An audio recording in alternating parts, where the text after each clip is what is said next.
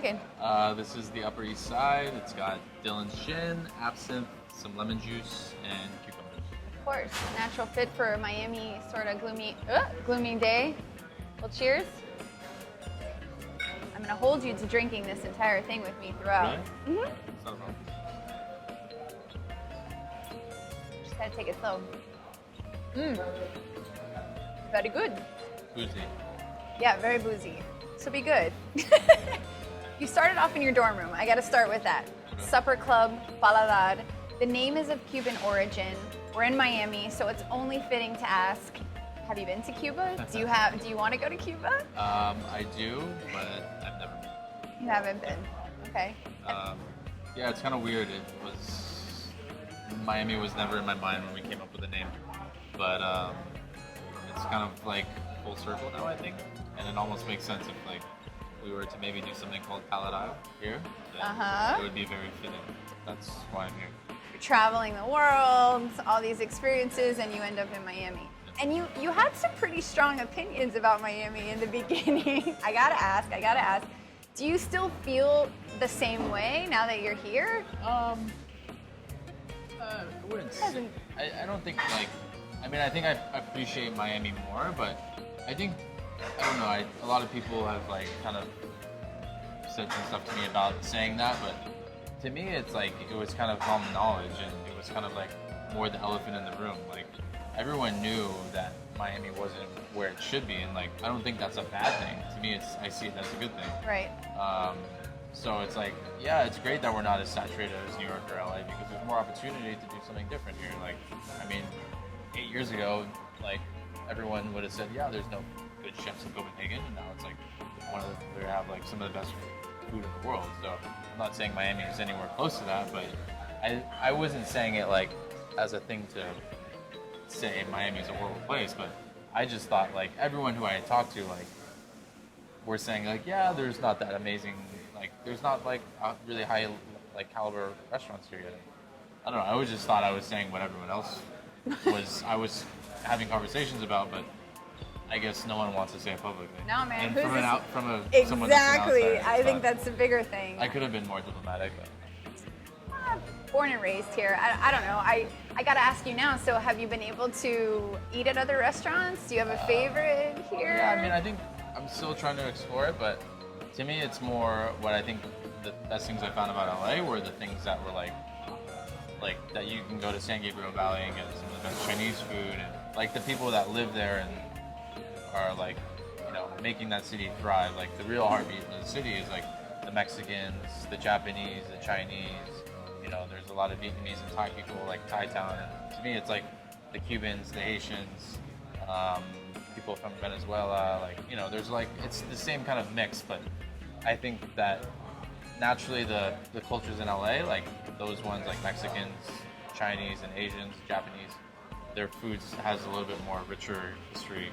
Well, now that you're in the thick of it here, how have the seasons and like what we have and what we produce affected what you're doing? It's challenging. I for think sure. The most challenging part is like starting to come right now because there's no more vegetables in it. So we're trying to put a lot of fruit on the menu. Plenty of mangoes. And mangoes, and so we're trying to do different stuff with that. But like kind of the same thing. It's like we're trying to find it as a way to challenge ourselves and like do something different rather than just like order tomatoes from California for the summer or something from New York. Given the size and the scope of this restaurant, it's hard to do everything 100% local, but we're just trying to like, if we showcase a vegetable on the menu, then we're like, we want it to be like from around here.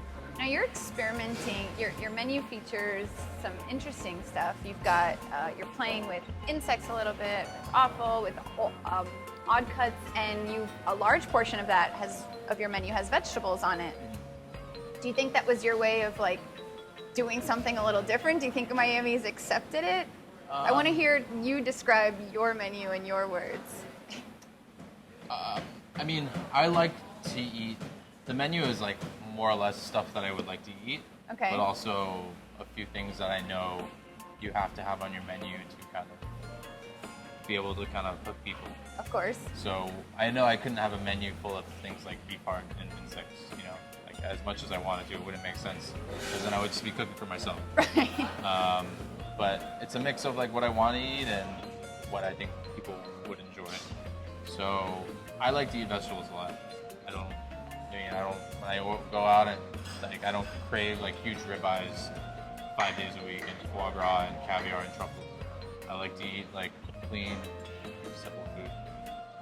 So I don't like my style is more like I don't want people to like look at this and like see all these like different elaborate techniques. I kind of would like rather them not see it, but know that like there's a lot of thought and technique that went into it, maybe behind the scenes. Definitely. Do you think Miami's embraced you? I think so. I think so too, man. It's fair to say that. I mean, it's kind of like it's all kind of, I guess, stuff that I haven't processed because everything's kind of happened so fast. And For sure. like, especially since we opened like a really fast 6 months. But I mean, I guess, I don't know because I don't have any reference to Miami before this, so I don't know if it's like they don't like outsiders or I'm not really sure, but We're friendly people. The space, can we talk about the space? Because it's so iconic. Tell us a little bit about it. It's a multi-million-dollar renovation. Do you feel special to be cooking here? I do. I mean, Yeah. It's, I guess, like I said, maybe I don't appreciate it as much as everyone else because everyone was like, there was prostitutes walking on the street 5 years ago. Yeah. And that's not something that I saw, that I didn't realize was down here. So I don't see like the scope in terms of what everyone else knows, but I know the history of the place. And, even one day the owner showed me a video of the renovation. I seen this place like when the shell was built, but they showed me like before the pool was there, like what it was like. And it's like, it can like make you cry a little bit, like seeing like those pictures to like where it is now. Definitely. So I think a lot of people see it. Maybe I don't appreciate it as much, but I mean, I think this is an amazing space, an amazing stage to be able to have this restaurant. And I think we're just starting to kind of figure out not what this restaurant is, but like what the property is as a whole, and especially in conjunction to like the neighborhood and the city of Miami. There's been murmurs of a tasting menu. Can you talk about that at all? Yeah. Yeah. I Okay. mean, it's something we're toying around with. I mean, we just want to make sure that it won't. If we do a tasting menu one night, it's not gonna mess up everyone else's meal. Right. But table one over there, which is, we always have these like amazing pieces of art there, and it's like this really kind of like, it's almost like a private dining experience because it's sectioned off in that corner of the restaurant. We contemplated shooting there, but. So table one, we're thinking about making it like a tasting menu table, maybe just like weekends or because I don't know. I mean, I think what the menu is like a really good reflection of what I'm doing, but there's also more kind of refined food that it's hard to execute in like a restaurant this size. Right. So I mean, it's definitely something that in my mind I would love to do, like have that style of a restaurant, and I think it would be fun to experiment as long as we can logistically do it. Right. You just launched lunch and brunch. How do those differentiate from dinner? Are you doing the same thing? I mean, it was hard for us because we didn't envision everything like how it would play out. Like the food has to come together, and people are picky about their brunch and eggs and stuff like that. So the first few weeks were a little hard, but now we've kind of worked out the kinks. And really, lunch now is like we're taking it slow because we haven't been that busy. So we just want to see like what people are kind of demanding, and if this is a place where like Michael's, where people go for lunch and have like a 3-hour meal, or Right. if people just like want to come in and grab a sandwich and Quick go. bite, leave. So I didn't want to come up with this like elaborate 20-item menu and knowing that like we're not going to sell half of the food.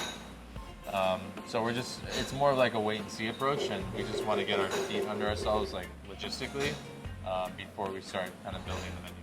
Well, I came for brunch recently, sat at this exact table, and had a fabulous meal. And I don't even think you were back there. I think you came midway. I was actually getting a car. Which kudos to you, man, because that says a lot. No, because I didn't know I would have been here, but I didn't know you guys were coming until like an hour before. So. Well, you didn't even need to be here. I mean, honestly, the food was that good. We came in the beginning for dinner. I feel like it's kind of early. Curiosity, what do you think if you're just starting off and media comes in? What are your thoughts on that? Right away, give it some kink? Should you open your door? And the fact that you're opening your door and patrons are paying, does that mean you should be on point in the beginning? Yeah, I think you should be, but I don't think a restaurant really hits its stride until like 6 months. And if like 6 months, you more or less know like what the restaurant is and what you're gonna get. Okay. After the first few weeks, I don't think you should like I don't think you should not go, but I think we should still put our best foot forward. But I think we've grown. I think we did okay when we were in the beginning, but I think we've grown quite a lot from Definitely. the time that we were open. And, a lot of it's like staffing and logistics stuff and like execution. So, I was a little upset, to be honest. Like the reviews came so fast. Like the New Times reviewed us in like 2 weeks, and they were saying like, "Oh, it's a race because we wanted to get to you before the Herald." And right. That. Like that's like it seems like to me like it just seems like really amateurish. Like you should at least wait like 3 months. Like how are you even gonna know? Like even the review was good, but it's like I don't think you're doing justice by just having it be a race. It's like you should just wait 3 months, and I don't see why because you review somewhere first it's like a bigger deal. Okay. But I don't know, because to me I think it was. But you guys didn't review us. No, and we don't. This is what we do. I just want to. I think if Miami wants to be taken like really seriously as a food city, like you not only need to have like great chefs but you need to have like great food media people and great journalists that are like supporting restaurants in the right way. Right. Where it's not like you're gonna review us after a week and be like, this is the greatest restaurant or this is the worst restaurant. Right. We had a great review, but I would still say like. I would have liked to be reviewed like 3 months in. A little later on. I want to end on a sweet note. You do your own desserts, and they're fucking fantastic. They really, really are. Tell us a little bit about them. I don't know. I'm not very traditional when it comes to desserts because I hate ending a meal with like a heavier note. So for me, like when we had our first opening, I didn't have chocolate on the menu, but I got so much like feedback from everyone that I was like, all right, I'll put a chocolate on the dessert just to kind of shut everyone up. But for me, like eating something light that like I could still like want to have sex after or like make out with somebody, but like not be so full that I just like want to roll over and go to sleep. It's like the way I want to feel. I love it. So I like lighter stuff, and I like some like savory components usually in the desserts. So you have a favorite so far? We just took it off the menu, but the strawberry granita was probably my favorite, and we just put a new one on I really like now. It's like black sesame with yuzu and passion. Gotta try that. All right, well cheers. And you still didn't finish it. I'll finish right now.